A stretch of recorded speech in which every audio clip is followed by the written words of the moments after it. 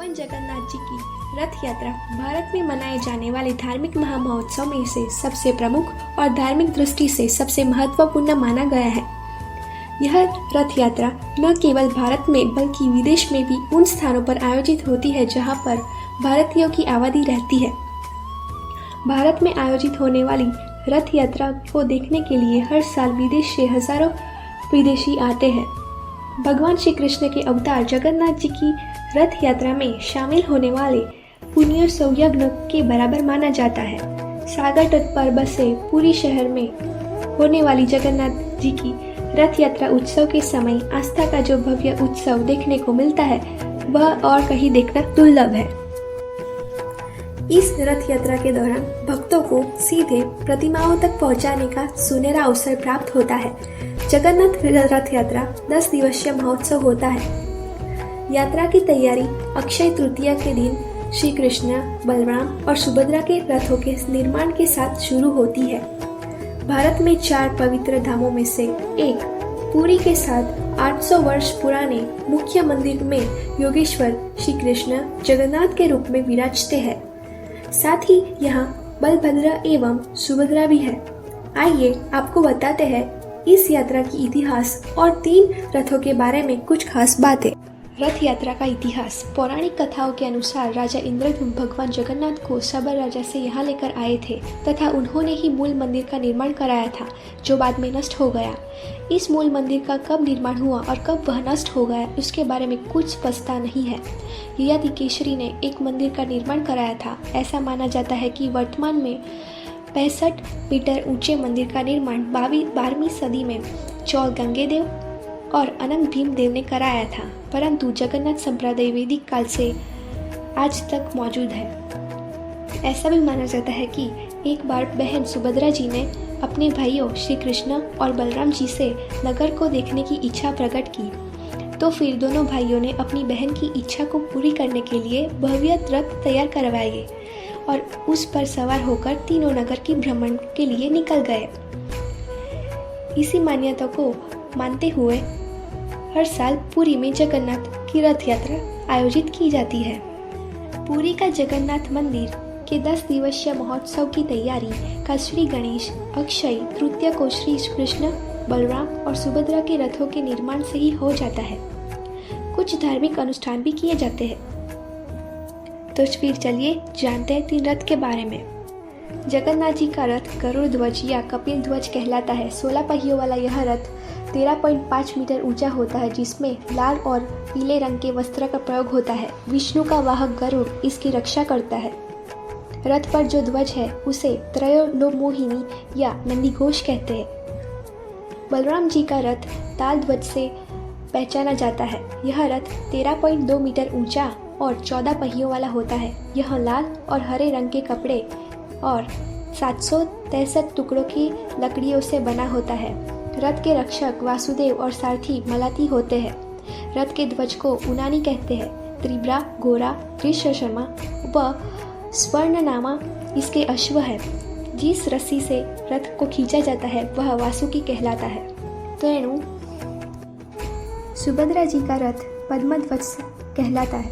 12.9 metre ऊंचा और 12 पहिए वाला इस रथ में लाल और काले कपड़े के साथ लकड़ी के 593 टुकड़े का प्रयोग होता है। रथ के रक्षक जय दुर्गा और सारथी अर्जुन होते हैं। रथ ध्वज नंदबिक कहलाता है। रोचिका, मोचिक, जीता और अपराजिता इसके अश्व होते हैं। इसे खींचने वाली रस्सी को स्वर्ण जूटा कहते हैं। 10वें दिन इस यात्रा समापन होता है। फिर जानते हैं कुछ महत्वपूर्ण, रोचक और अनसुलझे तथ्य यानी कि फैक्ट्स जगन्नाथपुरी के बारे में। फैक्ट नंबर 1, मान्यता है कि मंदिर की मूर्तियों का निर्माण राजा इंद्रद्युम्न के समय में विश्वकर्मा जी ने किया था। मान्यता है कि उन्होंने भगवान की मूर्तियां बनाने के लिए राजा के सामने कुछ शर्तें रखी थी कि वे मूर्तियां एक बंद कमरे में बनाएंगे। उस कमरे में कोई भी प्रवेश करेगा नहीं। यदि कोई उसमें प्रवेश करेगा तो मूर्तियों को बनाने का बंद कर देंगे। कहते हैं कि एक दिन जब राजा को उस कमरे में से आवाज आई तो उन्होंने दरवाजा खोल दिया। राजा का ऐसा करने से विश्वकर्मा अधूरी मूर्तियां छोड़ के चले गए। तब से लेकर आज तक भगवान जगन्नाथ, बलभद्र और सुभद्रा जी की मूर्ति अधूरी है। फैक्ट नंबर 2, पुरी का जगन्नाथ मंदिर वैष्णव परंपरा का प्रमुख धाम है, जहां पर प्रतिनिधि हजारों की संख्या में भक्तगण दर्शन के लिए पहुंचते हैं। वैसे तो यह मंदिर मुख्य रूप से भगवान कृष्ण को समर्पित है, जिन्हें जगन्नाथ जी के नाम से भी जाना जाता है, लेकिन उनके साथ यहाँ पर उनके बड़े भाई बलभद्र और बहन सुभद्रा जी की भी साथ में पूजा की जाती है। मंदिर के गर्भगृह में भगवान जगन्नाथ, भाई बलभद्र और बहन सुभद्रा जी की मूर्तियां लकड़ी की बनी हुई है, जिसे हर 12 साल बाद बदलने जाने की विधान है, जिसे बड़े विधि विधान से तैयार किया जाता है। फैक्ट नंबर 3, भगवान जगन्नाथ जी का यह भव्य मंदिर पुरी में समुद्र के किनारे स्थित है। मंदिर में प्रवेश करने के लिए सी द्वार है, जिसके बाहर मान्यता है कि जब तक आप अपने कदम सी द्वार के भीतर नहीं रखते, तब तक आपको बाहर से समुद्र की आवाज़ सुनाई देती है, लेकिन जैसे ही आप सी द्वार के भीतर अपने कदम रखते हो, समुद्र की आवाज़ आश्चर्यजनक रूप से आपको नहीं सुनाई देती।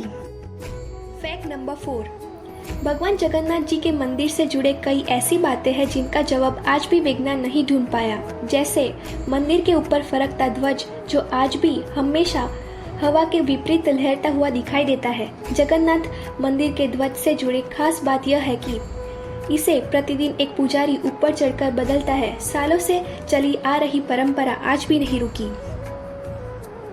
फैक्ट नंबर 5, पुरी स्थित भगवान जगन्नाथ का भव्य मंदिर कलिंग शैली में बना है। बेहद ही खूबसूरत इस मंदिर की खास बात यह है कि दिन के समय इसकी कभी भी परछाई नहीं पड़ती है। कुछ लोगों का मानना यह है कि यह भगवान जगन्नाथ का चमत्कार है, तो कुछ लोग मानते हैं कि बेहतरीन निर्माण शैली मानते हैं। फैक्ट नंबर 6, पुरी के इस पावन मंदिर से जुड़ी सबसे आश्चर्यजनक बात यह है कि इसके ऊपर से न तो कोई हवाई जहाज, न तो कोई पक्षी उड़ता है। देश के जुड़े तमाम मंदिरों में से ऐसा कहीं देखने को नहीं मिलता है। फैक्ट नंबर 7, मंदिर के शिखर पर लगे चक्र को सूर्य दर्शन चक्र कहते हैं। मान्यता है कि आप इस पवित्र चक्र को जब किसी भी कोने से देखते हैं, तो आपको यह चक्र अपनी तरफ घूमता हुआ प्रतीत होता है। भगवान जगन्नाथ जी की मूर्ति और उनके मंदिर के ऊपर लहराते हुए ध्वज की तरह उनके लिए प्रसाद को तैयार की जाने वाली रसोई भी कम आश्चर्यजनक नहीं है। इस पवित्र रसोई में जो प्रसाद भगवान के लिए बनता है, वो मिट्टी के बर्तनों में ही बनता है, जिसे पकाने के लिए 7 बर्तन एक दूसरे के ऊपर रखे जाते हैं। आश्चर्य तो यह है कि सबसे ऊपर रखा हुआ मटका सबसे पहले पकता है और सबसे नीचे रखा हुआ मटका आखिरी में। फैक्ट नंबर 9, भगवान जगन्नाथ के लिए तैयार किए जाने वाले भोग के लिए जिस भी बर्तन का प्रयोग होता है, उसे दोबारा कभी भी इस्तेमाल नहीं किया जाता है। खास बात तो यह है कि भगवान का प्रसाद यहाँ पर आने वाले हजार हजार भक्तों के लिए बनता है, और वह न तो कम पड़ता है और न बाद में बचता है।